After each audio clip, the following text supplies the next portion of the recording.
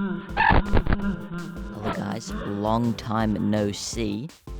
And yes, I did make a new FNAF game, but this game was actually in development quite a few months ago, around March 2025, but it was only released in December 2025 due to me recovering the files for the game that were originally lost.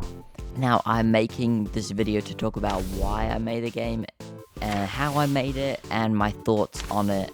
And if I were to make it now, what would I do differently with my current skill set? So, I started work on FNAF Retro on the 20th of March 2025. At least, this is my first recording of it. It was quite a while ago, so I'm just going off of the dates that I recorded stuff. So I created the office and set up some basic office movement. So basically just the camera looking side to side. Shortly after that, I made it so if the player clicks the button on the PC, then the PC turns on. Pretty self-explanatory, although there was nothing on the computer yet because I hadn't programmed the cameras, which is what I did the next day on the 21st of March. Where I worked on the camera renders. Now, I knew going into this project that I wanted to make the cameras completely black and white, although technically they're grayscale, but they're mostly made up of black and white pixels. That was sort of the whole idea, black, white, and pixelated. Now, here's a look of some of the renders before the effects are applied. Now, I could have made them more detailed and realistic, but that would have muddied it up when rendering in this style. So that's why they don't look as appealing while, that's why they don't look as appealing just in Blender before rendering, but after rendering I think they look nice. Next, I worked on Bonnie's AI. And it turns out that I made it so you could look to the side of the office, which I actually forgot about. And you can see Bonnie leaving the office when you do. Also, here's a look at Bonnie's camera placeholder. After I got Bonnie mostly working, I worked on his camera renders. Then on the 23rd, bit of a time jump, I finished up all of Bonnie's renders, also his jump scare and the rest of him. I also programmed the game over menu, so this is where you get a tip on how to deal with the animatronic after they've jump scared you.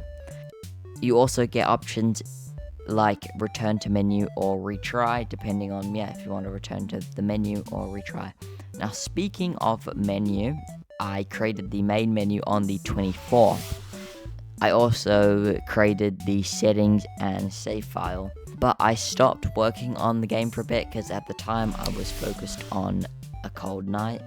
So the next time I worked on the game was the 6th of April. So about 2 weeks after working on it previously.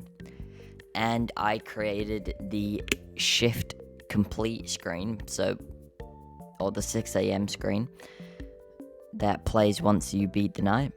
On the 7th, I created Chica's AI and her renders. Now, at this point, I stopped recording development on the game, or I've lost the files to the recording. But I know on the 27th of April, so a bit of a jump again, I started talking to a guy called Linky. Or Linkson, it depends, I think he goes by both. But yeah, I talked to him about voice acting for FNAF Retro. Or about him, voice acting for FNAF Retro. Between the 7th and the 27th of April, I added Chica and Foxy to the game. Now, I was working on Chica before, but that was just basic AI and renders. Some of the renders. But in this time, they were completed. Now, at this point, I was unsure of Freddy's involvement in the game. I didn't know what I hadn't figured out what I wanted him to do yet. Unlike Feeding Freddy and A Cold Night, I hadn't gone into it with a clear plan. I was just sort of winging it. Which, I mean, there is a little bit of, winging it in the games that I do, but I mean, this was like really making it up as I go, which is probably why it was funner to work on this game than the other games, but it would come back to bite me later. So for the rest of April, I did nothing. I only have clips of me playing Fortnite and also working on a non-FNAF game for the 2025 Danny Jam. But after the jam was over and I was done with Fortnite, I was back to the grind at the start of May, adding Link's voice lines as well as subtitles for them, which took me forever. Then on the 2nd of May, I added Freddy's AI, and on the 3rd of May, I added his jump scare. Then on the 5th, I added the New Game Plus option as well as the stars for beating the game and its extra content. I wrote up some lore that literally no one would care about, not even me, and a little render for the newspaper, and created the game's end animation, basically where, spoilers, Freddy kills you and the screen goes like red and the bars drop down. I also added a custom night menu, which this would be my downfall as well, because I'm a fool and I didn't check if the custom night was possible. Because in FNAF 1, I'm pretty sure the way that Scott did it is he just already had the AI values programmed in, because that's just the best way to have it be like module, right? And since he had the AI values, he added a custom night. Don't quote me on this, by the way, but he added a custom night to let people put it on high difficulty, but he didn't test it to see if it was possible. So I thought I would just do the same thing since I already had the AI value, I already had the AI value system in place. But I thought it would be a nice option to have the players automatically go to the maxed out levels of the AI. So I added challenges, right?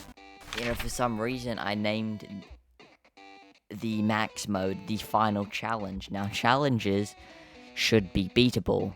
Now, technically, it is possible to beat it, but it's more likely you'd get struck by lightning than be able to beat this, because the luck you'd have to get with the Freddy and Chica spawns is just insane.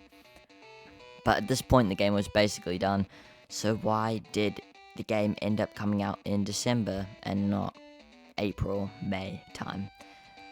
Well, one day I was going to my dad's house and I dropped my bag that my hard drive was in.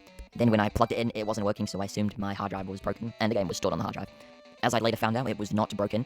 I don't know why it wasn't working, but the other day I plugged my HDMI into my motherboard and not my GPU and was wondering why it wasn't working. So I was probably just plugging it in wrong or something, I don't know.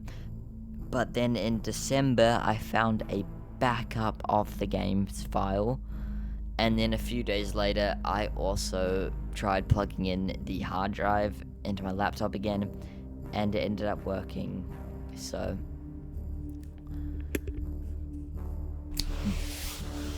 on the 16th of December I got a friend to play it, and on the same day I fixed a bug.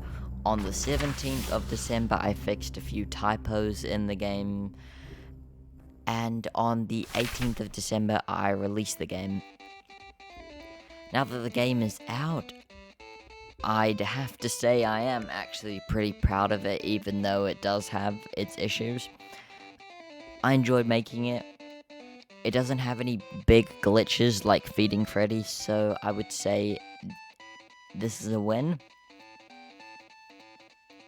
But yeah, there are definitely some things that I would change. Probably Chica's mechanic. I'd make it so you need to use the alarm if she was on any cam that isn't cam 1, instead of you just needing to use it if she's on cam 8. And I'd make it so Bonnie doesn't... And I'd make it so Bonnie doesn't have a door opening sound cue, so you have to pay more attention to him. Also, on New Game Plus, I'd probably have it so there would be a new character introduced just for that game mode. Either like a Springtrap character or a Mangle. as someone suggested, which is a pretty good idea. I'll probably do that for a different game. But also make sure the final challenge in quotation marks is possible. You fool. So is this the end of FNAF Retro? Kind of. Now, according to most people, the gameplay felt lacking in a lot of areas, but most people enjoyed the aesthetic of the game. So I'm going to take what everyone likes about the game and crank it up to 11, and throw away all the stuff that you guys didn't like. Hopefully create some funner mechanics, and mix it all together to create FNAF Retro 2.